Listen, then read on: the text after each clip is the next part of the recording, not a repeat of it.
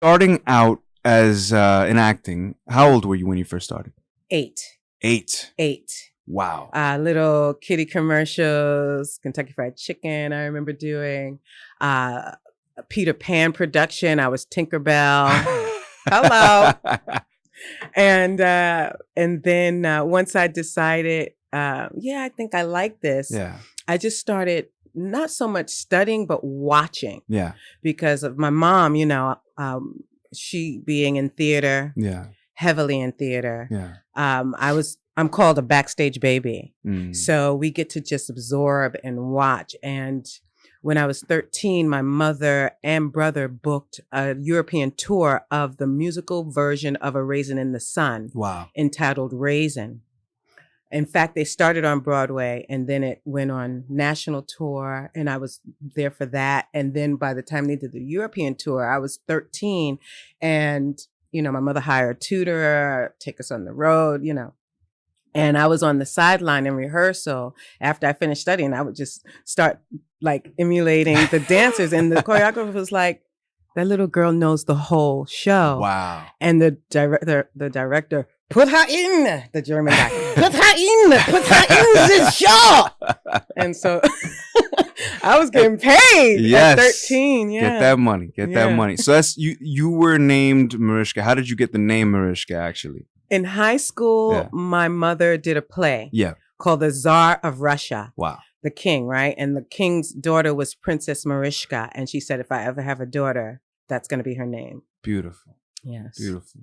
When people ask me about it, always like, you're not Russian. Are you Russian? I'm like, I'm a black Russian from Brooklyn. And you know a little bit of Russian too, don't you? Just a little bit.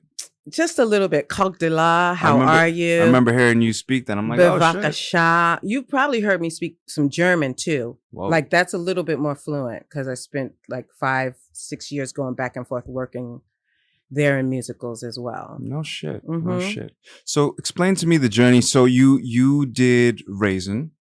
Yes. And 13. Then after that, what was the next for you after that? After that, I decided to go to dance school. When I came back, I started really like I was taking like 4 classes a day when I was like 16. Wow. 4 classes a day. Like I'd finish school in Springfield Gardens High School.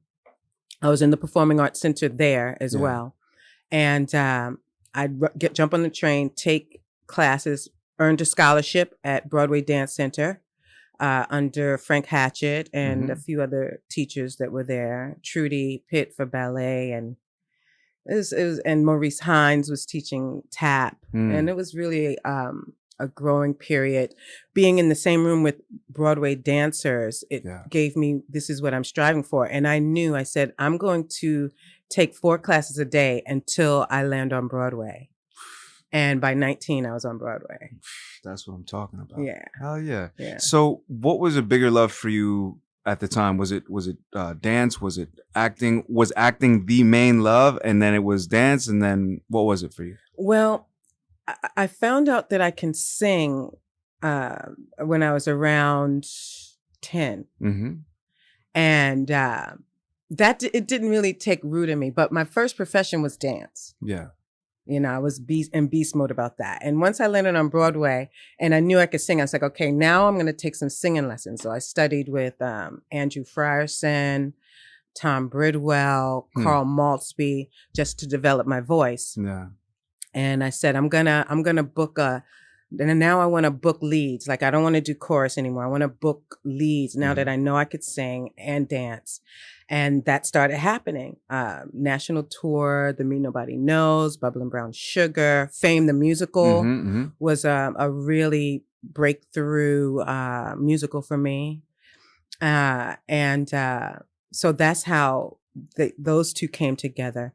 So then what happened was I moved to LA. Yeah.